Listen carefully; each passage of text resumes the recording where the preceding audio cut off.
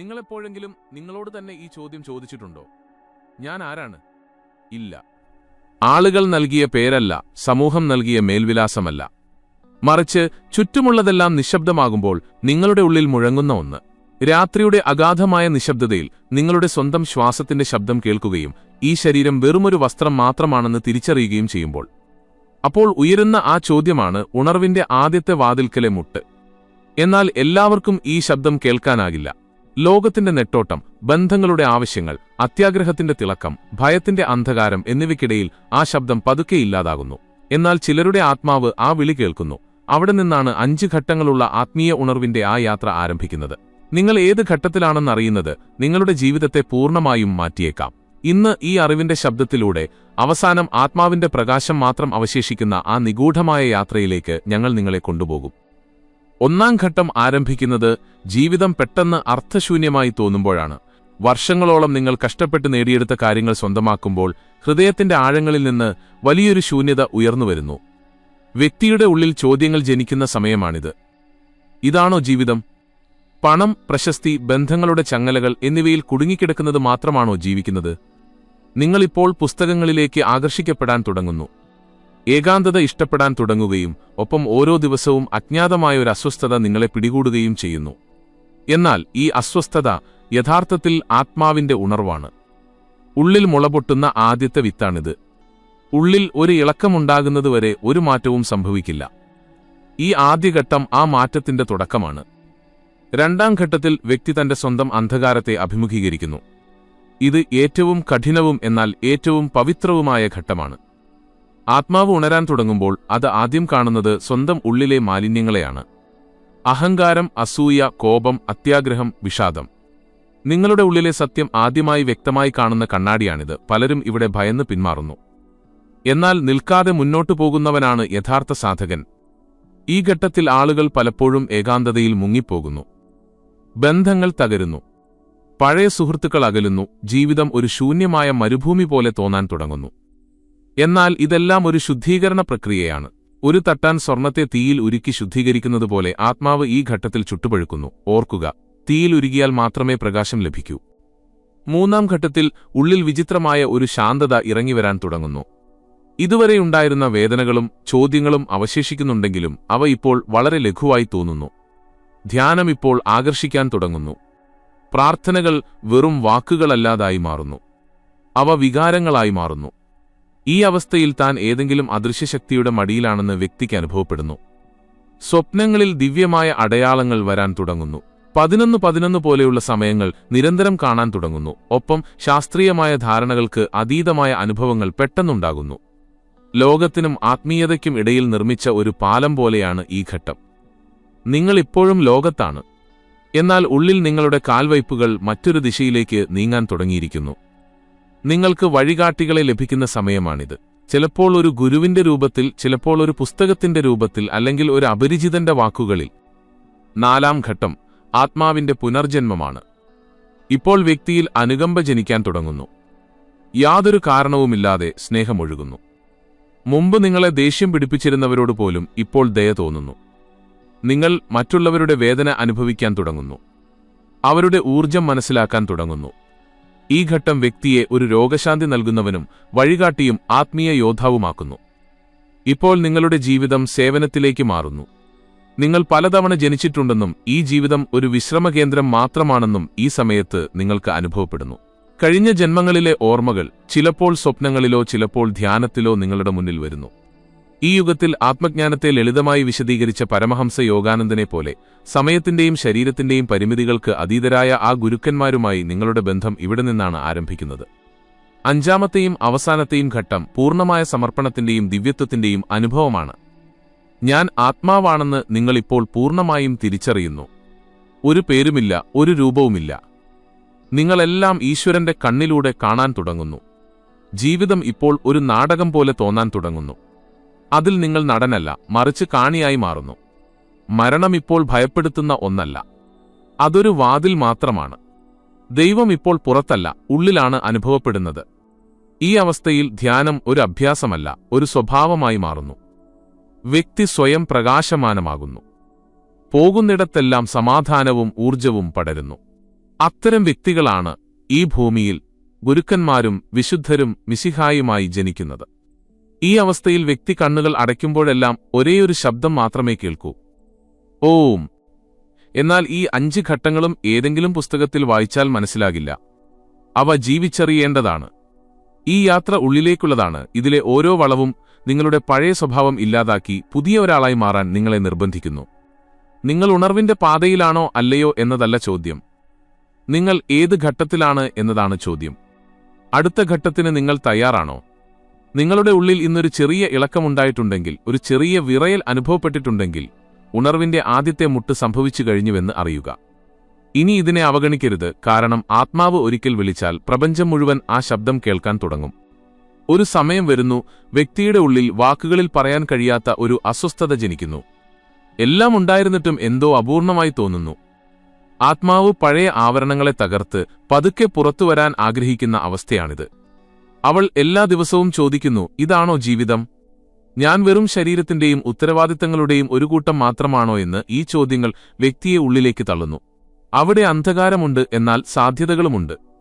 ഈ അവസ്ഥ ആത്മീയ ഉണർവിന്റെ 2ാം ഘട്ടമാണ്, പോരാട്ടത്തിന്റെ ഘട്ടം.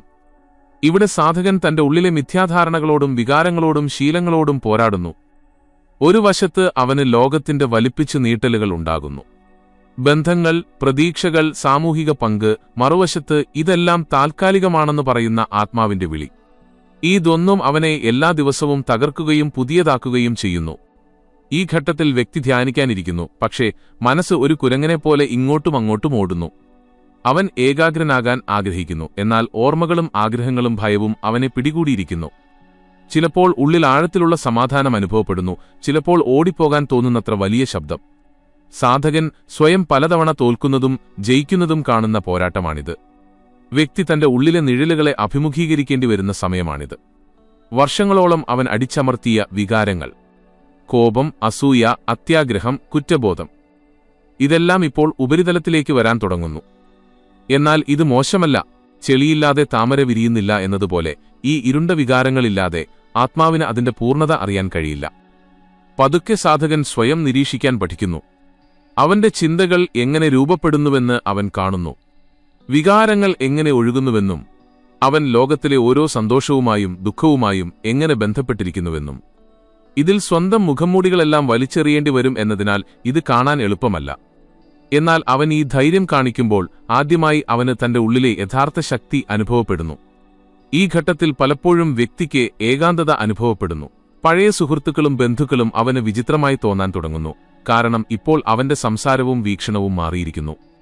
അവൻ ലോകത്ത് ജീവിക്കുമ്പോഴും അതിൽ നിന്ന് പുറത്തായിരിക്കും. ചിലപ്പോൾ അവൻ ചിരിച്ചുകൊണ്ട് ഉള്ളിൽ നിന്ന് കരയുന്നു, ചിലപ്പോൾ ഏകാന്തതയിലിരുന്ന് ദിവ്യമായ ആനന്ദം അനുഭവിക്കുന്നു. ഈ അവസ്ഥ ദൈർഘ്യമേറിയതും കഠിനവുമാകാം. എന്നാൽ ഈ തപസ്സാണ് സാധകനെ നിർമ്മലനാക്കുന്നത്. തീയിലുരുകി സ്വർണം തിളങ്ങുന്നതുപോലെ ഈ പോരാട്ടത്തിലുരുകി ആത്മാവ് ശുദ്ധീകരിക്കപ്പെടുന്നു. ദുഃഖങ്ങളുടെ കാരണം പുറത്തല്ല, ഉള്ളിലെ പിടിവാശികളിലാണെന്ന് അത് മനസ്സിലാക്കാൻ തുടങ്ങുന്നു. അവൻ പതുക്കെ ആ പീട്ടി അയച്ചു തുടങ്ങുന്നു. ധ്യാനം കേവലം കണ്ണടയ്ക്കാനുള്ള ഒരു അഭ്യാസമല്ല, മറിച്ച് സ്വയം കാണാനും അംഗീകരിക്കാനുമുള്ള പ്രക്രിയയാണെന്ന് അവൻ മനസ്സിലാക്കുമ്പോൾ, അപ്പോൾ ആദ്യമായി ധ്യാനത്തിൽ ആഴം വരാൻ തുടങ്ങുന്നു. ഇപ്പോൾ അവൻ നിശബ്ദനാകുക മാത്രമല്ല, നിശബ്ദതയെ ശ്രദ്ധിക്കാനും തുടങ്ങുന്നു. ആ നിശബ്ദതയിൽ എന്തോ ഒരു ദിവ്യ സാന്നിധ്യമുള്ളതായി അവന് ചിലപ്പോൾ തോന്നുന്നു. അത് ഒന്നും പറയുന്നില്ലെങ്കിലും എല്ലാം മനസ്സിലാക്കിത്തരുന്നു. ഇവിടെ നിന്നാണ് സാധകന്റെ യാത്ര ഉള്ളിൽ നിന്ന് മാറാൻ തുടങ്ങുന്നത്. അവനിപ്പോൾ സത്യമറിയാൻ മാത്രമല്ല ആഗ്രഹിക്കുന്നത്, അവനത് ജീവിക്കണം. അവന്റെ സാധന ഇപ്പോൾ പതിവ് അഭ്യാസങ്ങൾക്കപ്പുറം ജീവിതത്തിലെ ഓരോ പ്രവൃത്തിയിലേക്കും ഇറങ്ങിച്ചെല്ലാൻ തുടങ്ങുന്നു. നടക്കുക, സംസാരിക്കുക, കഴിക്കുക, ചിന്തിക്കുക എല്ലാം ഇപ്പോൾ ഒരു സാധനയുടെ രൂപം കൊള്ളാൻ തുടങ്ങുന്നു. ഈ ഘട്ടത്തിൽ അവൻ ഏതെങ്കിലും മരത്തെ കാണുമ്പോൾ അതിലും ഈശ്വരന്റെ ലീലകൾ കാണാൻ തുടങ്ങുന്നു. കരയുന്ന ഒരു കുട്ടിയെ കാണുമ്പോൾ അവന്റെ ഉള്ളിൽ അനുകമ്പയുടെ തിരമാല വീശുന്നു. ഒരു സാധാരണ ദിവസത്തിൽ പോലും അവൻ അത്ഭുതകരമായ ആനന്ദം അനുഭവിക്കുമ്പോൾ ദൈവം പുറത്തല്ല, എല്ലായിടത്തുമുണ്ടെന്ന് അവൻ മനസ്സിലാക്കുന്നു. കാണാൻ ഒരു വീക്ഷണം മാത്രം മതി. ഈ മാറ്റം എളുപ്പമല്ല. എന്നാൽ സാധകൻ പതറാതെ ഈ പാതയിൽ ഉറച്ചുനിന്നാൽ ഈ പോരാട്ടം തന്നെ ഒരു ദിവസം അവന്റെ ഏറ്റവും വലിയ ശക്തിയായി മാറുന്നു. അപ്പോഴാണ് സേവനത്തിന്റെയും സമർപ്പണത്തിന്റെയും നിശബ്ദതയുടെയും യഥാർത്ഥ അർത്ഥം മനസ്സിലാകുന്ന അടുത്ത ഘട്ടത്തിലേക്ക് ആത്മാവ് നീങ്ങുന്നത്. ആത്മാവ് പോരാട്ടത്തിന്റെ തീയിൽ ചുട്ടുപഴുത്ത് മാറ്റത്തിന്റെ പ്രക്രിയ ആരംഭിക്കുമ്പോൾ അത് ജീവിതത്തെ ഒരു പുതിയ വീക്ഷണകോണിലൂടെ കാണാൻ തുടങ്ങുന്നു. അതിപ്പോൾ സ്വന്തം ദുഃഖങ്ങളിൽ മാത്രം കുടുങ്ങിക്കിടക്കുന്നില്ല, മറിച്ച് മറ്റുള്ളവരുടെ വേദനയും അനുഭവിക്കാൻ തുടങ്ങുന്നു.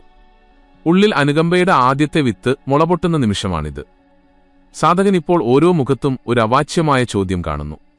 ഓരോ ആത്മാവിലും ക്ഷീണിച്ച ഒരു വിളി കേൾക്കുന്നു. ഇത് അവനെ മൂന്നാം ഘട്ടത്തിലേക്ക് നയിക്കുന്നു. സേവനത്തിന്റെയും സ്നേഹത്തിന്റെയും ആത്മീയ അവസ്ഥ. ഈ അവസ്ഥയിൽ വ്യക്തി സ്വന്തം മോക്ഷത്തെക്കുറിച്ച് മാത്രം ചിന്തിക്കുന്നില്ല. എല്ലാവരും സ്വതന്ത്രരാകുന്നതുവരെ ആരും യഥാർത്ഥത്തിൽ സ്വതന്ത്രരല്ലെന്ന് അവൻ മനസ്സിലാക്കുന്നു. അവൻ തന്റെ ഉള്ളിൽ ഈശ്വരനെ അനുഭവിക്കുന്നു. ഇപ്പോൾ ഓരോ ജീവിയിലും അവനതേ ഈശ്വരനെ കാണാൻ തുടങ്ങുന്നു. വഴിതെറ്റിയ ഓരോ മനസ്സും തകർന്ന ഓരോ ഹൃദയവും ഒരേ പരമസത്യത്തിലേക്കാണ് നീങ്ങുന്നതെന്ന് അവനറിയാം. അവനത് സ്വയം അറിയാമെങ്കിലും ഇല്ലെങ്കിലും. ഇപ്പോൾ സാധകന്റെ ഉള്ളിൽ നിന്ന് സ്വാഭാവികമായ സേവനമുണ്ടാകുന്നു. ഇതൊരു പദ്ധതിയല്ല, യാതൊരു പ്രകടനവുമല്ല, മറിച്ച് ഹൃദയത്തിന്റെ ആഴങ്ങളിൽ നിന്നുള്ള സ്വാഭാവികമായ ഒരു പ്രേരണയാണ്. അവൻ പുഞ്ചിരിച്ചുകൊണ്ട് ഒരാളെ സഹായിക്കുന്നു. യാതൊരു പ്രതീക്ഷയുമില്ലാതെ, പേരിനുവേണ്ടിയല്ലാതെ നിശബ്ദമായി ഒരാളുടെ ഭാരം കുറയ്ക്കുന്നു. ചെറുതായാലും വലുതായാലും ഓരോ പ്രവൃത്തിയും ഈശ്വരനുമായുള്ള സംഭാഷണമാണെന്ന് അവനറിയാം. എന്നാൽ ഈ അവസ്ഥയും പരീക്ഷണങ്ങളിൽ നിന്ന് മുക്തമല്ല. സേവനം ചെയ്യുമ്പോൾ സാധകന്റെ അഹങ്കാരം വീണ്ടും വീണ്ടും തലപൊക്കുന്നു. ആളുകൾ അവനെ അറിയണമെന്നും അവനെ അഭിനന്ദിക്കണമെന്നും അവനെ ദൈവമായി കണക്കാക്കണമെന്നും അവൻ ആഗ്രഹിക്കുന്നു. എന്നാൽ ഇതേ സമയം ഉള്ളിൽ നിന്ന് മറ്റൊരു ശബ്ദം വരുന്നു. നീയൊന്നുമല്ല, വെറുമൊരു മാധ്യമം മാത്രമാണ്. ഇത് മനസ്സിലാക്കാൻ വളരെ ബുദ്ധിമുട്ടാണ്. സേവനം ചെയ്യുമ്പോൾ സ്വയം ഇല്ലാതാകുക ഓരോ സാധകനും കടന്നുപോകേണ്ട അഗ്നിപഥമാണത്. സാധകൻ ഇത് മനസ്സിലാക്കുമ്പോൾ സേവനം ധ്യാനമായി മാറുന്നു. ഓരോ പ്രവൃത്തിയും പൂജയായി മാറുന്നു. ഭക്ഷണമുണ്ടാക്കുന്നതും ഒരാളെ സഹായിക്കുന്നതും ഒരാളെ കേൾക്കുന്നതുമെല്ലാം വെറും പ്രവൃത്തികളല്ല, മറിച്ച് ഭക്തിയായി മാറുന്നു. വ്യക്തി ഇപ്പോൾ ഓരോ നിമിഷവും ഈശ്വരനെ അനുഭവിക്കാൻ തുടങ്ങുന്നു. ജീവിതത്തിലെ ഓരോ അവസരവും സേവനത്തിന്റെ ഒരു വാതിലാണെന്ന് അവൻ മനസ്സിലാക്കുന്നു. ഈ അവസ്ഥയിലാണ് സ്നേഹത്തിന്റെ ദിവ്യത്വം പ്രകടമാകുന്നത്. ഇപ്പോൾ ഈ സ്നേഹം ലൗകിക ആകർഷണമല്ല, ആത്മാവിന്റെ ഊർജ്ജമായി മാറുന്നു. ബന്ധിപ്പിക്കാത്തതും ചോദിക്കാത്തതുമായ സ്നേഹമാണിത്. അത് കൊടുക്കുക മാത്രം ചെയ്യുന്നു. സൂര്യൻ വെളിച്ചം നൽകുന്നതുപോലെ, നദി ഒഴുകുന്നതുപോലെ, പൂവ് സുഗന്ധം നൽകുന്നതുപോലെ. സാധകൻ ഈ സ്നേഹം ലോകത്തിന്റെ ഓരോ കോണിലും ഒഴുകുന്നത് കാണുകയും അവനിൽ ഒരു പുതിയ വികാരം ഉണരുകയും ചെയ്യുന്നു. ഞാൻ സ്നേഹം മാത്രമാണ്, സ്നേഹം തന്നെയാണ് എന്റെ സാധന. ഈ സ്നേഹത്തിൽ ഒരു അമാനുഷിക നിശബ്ദതയുണ്ട്. അത് നിലവിളിക്കുന്നില്ല, കാണിക്കുന്നില്ല, ഓരോ ഹൃദയത്തിലും നേരിയ പ്രകമ്പനം മാത്രമുണ്ടാക്കുന്നു. അതിന്റെ സ്പർശനത്തിൽ വരുന്നവൻ മാറുന്നു. അതൊരു അപരിചിതനായാലും ശത്രുവായാലും സാധകന്റെ സ്വന്തം കഴിഞ്ഞുപോയ അന്ധകാരമായാലും. ഈ അവസ്ഥ സാധകനെ തന്റെ അസ്തിത്വം ഇല്ലാതാക്കാൻ തയ്യാറാകുന്ന ആ വാതിലിലേക്ക് കൊണ്ടുവരുന്നു. ഞാനുള്ള കാലത്തോളം അവൻ വരില്ല എന്നവനറിയാം. ഈ ധാരണയോടെ അവൻ തന്റെ ഉള്ളിലെ അവസാന മിഥ്യാധാരണയും ഉപേക്ഷിക്കാൻ തയ്യാറാകുന്നു. താൻ വ്യത്യസ്തനാണെന്നോ പ്രത്യേകതയുള്ളവനാണെന്നോ അല്ലെങ്കിൽ നിയന്ത്രണത്തിലാണെന്നോ ഉള്ള ആ മിഥ്യാധാരണ. ഇപ്പോൾ സാധകൻ ഒരു ഐഡന്റിറ്റിയും ആഗ്രഹിക്കുന്നില്ല, ഒരു സ്ഥാനവും ആഗ്രഹിക്കുന്നില്ല. അവൻ നിശബ്ദനായി സേവിക്കാൻ ആഗ്രഹിക്കുന്നു, സ്നേഹിക്കാൻ ആഗ്രഹിക്കുന്നു, ഓരോ നിമിഷവും ഈശ്വരന് സമർപ്പിക്കാൻ ആഗ്രഹിക്കുന്നു. അവന്റെ ശ്വാസം പോലും ഇപ്പോൾ ഒരു പ്രാർത്ഥനയായി മാറിയിരിക്കുന്നു. ഈ അവസ്ഥയിലാണ് സാധകൻ പതുക്കെ നാലാം ഘട്ടത്തിലേക്ക് നീങ്ങുന്നത്. ആത്മാവ് ഈശ്വരന്റെ നിശബ്ദതയിലേക്ക് പ്രവേശിക്കുന്ന ആ ഘട്ടം.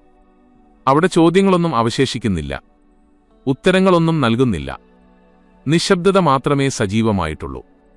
ഉണർന്നതും അനന്തവുമായ നിശബ്ദത. സാധകൻ തന്റെ ജീവിതത്തിലെ ഓരോ പോരാട്ടങ്ങൾക്കും ഓരോ വിലാപങ്ങൾക്കും ഓരോ സാധനകൾക്കും തപസ്സുകൾക്കും ശേഷം വാക്കുകളിൽ പറയാൻ കഴിയാത്ത ആ ശാന്തതയിലേക്ക് നീങ്ങുന്ന ഒരു സമയം വരുന്നു. അനുഭവിച്ചറിയാൻ മാത്രം കഴിയുന്നത്. ആത്മാവ് തന്റെ സ്വന്തം അതിരുകൾക്കപ്പുറത്തേക്ക് പോയി പരമാത്മാവിന്റെ വിപുലമായ അസ്തിത്വത്തിൽ ലയിക്കാൻ തയ്യാറാകുന്ന അതേ അവസ്ഥയാണിത്. ഇതാണ് ആത്മീയ ഉണർവിന്റെ നാലാം ഘട്ടം. ആത്മീയ ലയനത്തിനുള്ള തയ്യാറെടുപ്പ്. ഈ ഘട്ടത്തിലെത്തുക എന്നത് എളുപ്പമുള്ള കാര്യമല്ല. കേവലം പുസ്തകവിജ്ഞാനം കൊണ്ടോ സത്സംഗം കൊണ്ടോ അല്പം ധ്യാനം കൊണ്ടോ ഇത് വരില്ല. ഇതിനായി ആത്മാവ് തന്റെ ഉള്ളിലെ അന്ധകാരത്തെ കത്തിക്കണം.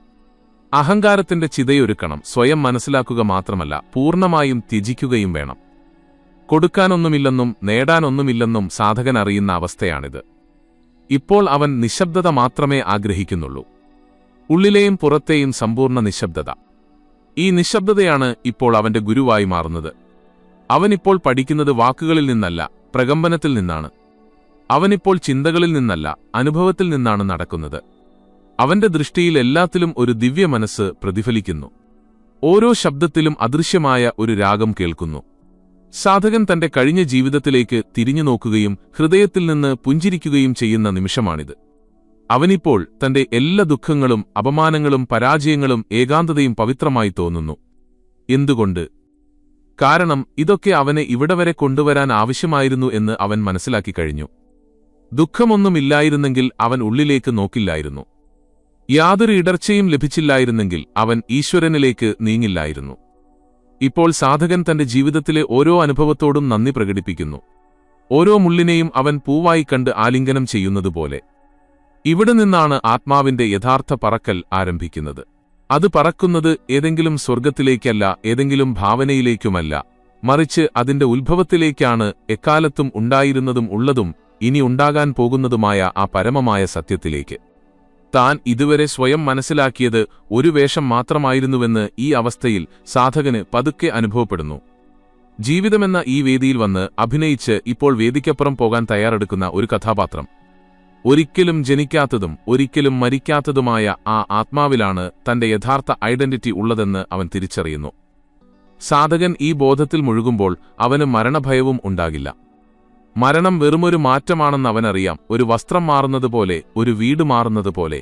യുഗങ്ങളായി അവൻ അന്വേഷിക്കുന്ന ആ പരമസത്യവുമായി അവനെ ഒന്നിപ്പിക്കാൻ മരണത്തിനു മാത്രമേ കഴിയൂ എന്നതിനാൽ ഇപ്പോൾ അവൻ മരണത്തെ ഒരു സുഹൃത്തായും കണക്കാക്കുന്നു. എന്നാൽ ഈ ഘട്ടത്തിൽ അവസാനത്തെ ഒരു പരീക്ഷ കൂടിയുണ്ട്. അതാണ് പൂർണ്ണമായ സമർപ്പണം. പൂർണ്ണ സമർപ്പണം എന്നാൽ ഇപ്പോൾ യാതൊരു പദ്ധതിയുമില്ല, ആഗ്രഹമില്ല, പ്രതീക്ഷയില്ല. ഇപ്പോൾ സംഭവിക്കുന്നതാണ് ഏറ്റവും മികച്ചത്. ഇപ്പോൾ വരുന്നതിനെ സ്നേഹത്തോടെ സ്വീകരിക്കണം. ഇപ്പോൾ പോകുന്നതിനെ സമാധാനത്തോടെ യാത്രയക്കണം. ഈ സമർപ്പണം സാധകനെ വിനയാന്വിതനാക്കുന്നു. സ്വയം ഇല്ലാതാകാൻ ആഗ്രഹിക്കുന്നത്ര വിനയാന്വിതൻ. അവൻ തന്റെ പേരും അസ്തിത്വവും പ്രതാപവും ഉപേക്ഷിച്ച് കേവലം ഒരു മാധ്യമമാകാൻ ആഗ്രഹിക്കുന്നു. അവൻ പറയുന്നു, അല്ലയോ പ്രഭോ, ഇനി ഞാനില്ല, നീ മാത്രം. ആത്മാവ് കടന്നയുടനെ അതിന്റെ പരമോന്നത ലക്ഷ്യമായ പരമാത്മാവിൽ ലയിക്കാൻ പ്രാപ്തമാകുന്ന അവസാന വാതിലാണിത്. ഇപ്പോൾ സാധകൻ ധ്യാനത്തിലിരിക്കുമ്പോൾ അവന് യാതൊരു പ്രത്യേക അനുഭവവും ആവശ്യമില്ല. വെളിച്ചമില്ല, ശബ്ദമില്ല, അത്ഭുതമില്ല. നിശബ്ദതയിലിരിക്കുന്നത് തന്നെ അവനെ ഇപ്പോൾ പൂർണ്ണനാക്കുന്നു. ഓരോ ശ്വാസവും ഇപ്പോൾ ഒരു മന്ത്രമായി മാറുന്നു. ഓരോ ഹൃദയമിടിപ്പും ഒരു പ്രാർത്ഥന. അവന്റെ ജീവിതത്തിൽ ഇപ്പോൾ സാധാരണമായി ഒന്നുമില്ല. കഴിക്കുക, നടക്കുക, സംസാരിക്കുക, കാണുക എല്ലാം ഒരു തപസ്സായി മാറുന്നു. ഈ അവസ്ഥ വളരെ മൃദുലമായതിനാൽ സാധകൻ ഇപ്പോൾ കഠിനമായ വാക്കുകളെപ്പോലും ഭയപ്പെടാൻ തുടങ്ങുന്നു. അവൻ ഓരോ ജീവിയെയും സ്നേഹത്തോടെ കാണുന്നു. അതൊരു നായയോ പക്ഷിയോ പൂവോ ശത്രുവോ ആകട്ടെ. ഇപ്പോൾ അവന് ആരും അപരിചിതരായി തോന്നുന്നില്ല. എന്തുകൊണ്ട്? കാരണം ഓരോ രൂപത്തിലും ഒരേ പരമാത്മാവുണ്ടെന്ന് അവന് വ്യക്തമായി കാണാൻ തുടങ്ങുന്നു. ഇപ്പോൾ അവൻ മറ്റുള്ളവരെ മാറ്റാനോ സ്വയം തെളിയിക്കാനോ ആഗ്രഹിക്കുന്നില്ല. അവന് കേവലം ഒന്നുമാകണം. സൂര്യനെപ്പോലെ, ആകാശത്തെപ്പോലെ, സമുദ്രത്തെപ്പോലെ, ശബ്ദമില്ലാതെ, പ്രതീക്ഷകളില്ലാതെ, യാതൊരു ലക്ഷ്യവുമില്ലാതെ കേവലം ആയിരിക്കുക എന്നതു തന്നെയാണ് അവന്റെ സാധന. ആത്മാവ് ഈ ആയിരിക്കുന്ന അവസ്ഥയിൽ പൂർണ്ണമായും സ്ഥാപിതമാകുമ്പോഴാണ് അത് അടുത്തതും അവസാനത്തേതുമായ ഘട്ടത്തിലേക്ക് നീങ്ങുന്നത്. പരമമായ നിശബ്ദത മാത്രമുള്ള ഞാനും നീയും അവസാനിക്കുന്ന, ഒന്നു മാത്രം അവശേഷിക്കുന്ന ആ അവസ്ഥയിലേക്ക്. എന്നാൽ ഇവിടെ മറ്റൊരു രഹസ്യം കൂടിയുണ്ട്. ഈ അവസ്ഥയിലെത്തിയ ശേഷവും പല സാധകരും ഈ ലോകത്തേക്ക് മടങ്ങിവരുന്നു. എന്നാൽ ഇപ്പോൾ അവർ പഴയതുപോലെയല്ല. അവർ ഇപ്പോൾ ഒരു വ്യക്തിയല്ല, മറിച്ച് ഒരു ഊർജ്ജമായി മാറിയിരിക്കുന്നു. അവരുടെ വരവ് ഇപ്പോൾ ഒരു ദൗത്യത്തിന്റെ ഭാഗമാണ്. അവർ മറ്റുള്ളവർക്ക് വിളക്കായി മാറുന്നു. യാതൊന്നും പറയാതെ, പ്രചാരണം ചെയ്യാതെ, ഗുരുവായി മാറാനുള്ള ആഗ്രഹമില്ലാതെ. അവരുടെ അടുത്ത് ഇരുന്നാൽ തന്നെ ആളുകളുടെ ഹൃദയം ശാന്തമാകും. അവർ മിണ്ടിയാൽ പുറത്തുവരുന്നത് വാക്കുകളല്ല, മറിച്ച് പ്രകമ്പനമാണ്. അവർ നോക്കുമ്പോൾ സ്നേഹം വർഷിക്കുന്നു. ഇത്തരം സാധകരുള്ളതുകൊണ്ടാണ് ഈ ലോകം ഇന്നും നിലനിൽക്കുന്നത്. ലോകത്തിൽ സന്യാസിമാരും ഋഷിമാരും സൂഫികളും മഹാപുരുഷന്മാരുമായി ജനിക്കുന്നത് ഇതേ ആത്മാക്കളാണ്. അവർ ഇവിടെ നമ്മുടെ ഇടയിലുണ്ട്. ചിലപ്പോൾ ഒരു പാവപ്പെട്ടവന്റെ സേവനത്തിൽ, ചിലപ്പോൾ ഒരു അമ്മയുടെ വാത്സല്യത്തിൽ, ചിലപ്പോൾ മിണ്ടാപ്രാണിയുടെ പുഞ്ചിരിയിൽ, അല്ലെങ്കിൽ ചിലപ്പോൾ ഒരു സന്യാസിയുടെ നിശബ്ദതയിൽ. എന്നാൽ ചോദ്യം അവർ ആരാണെന്നതല്ല.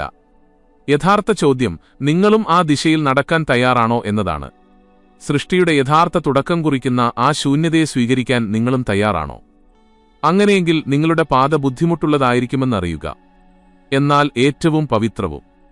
നിങ്ങളുടെ വഴി ഏകാന്തമായിരിക്കും, എന്നാൽ ഏറ്റവും സത്യസന്ധവും.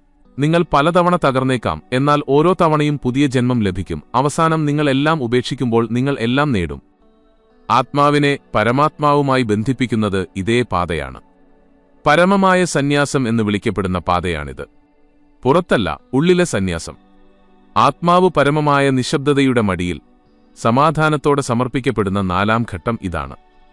നിങ്ങൾ ഈ യാത്രയിൽ നടക്കാൻ ആഗ്രഹിക്കുന്നുവെങ്കിൽ ഈ ചാനൽ നിങ്ങളുടെ കൂട്ടുകാരനാകാം. നിങ്ങളുടെ ആത്മാവിന്റെ വിളിക്ക് ശബ്ദം നൽകുക എന്നതാണ് ഇതിന്റെ ലക്ഷ്യം.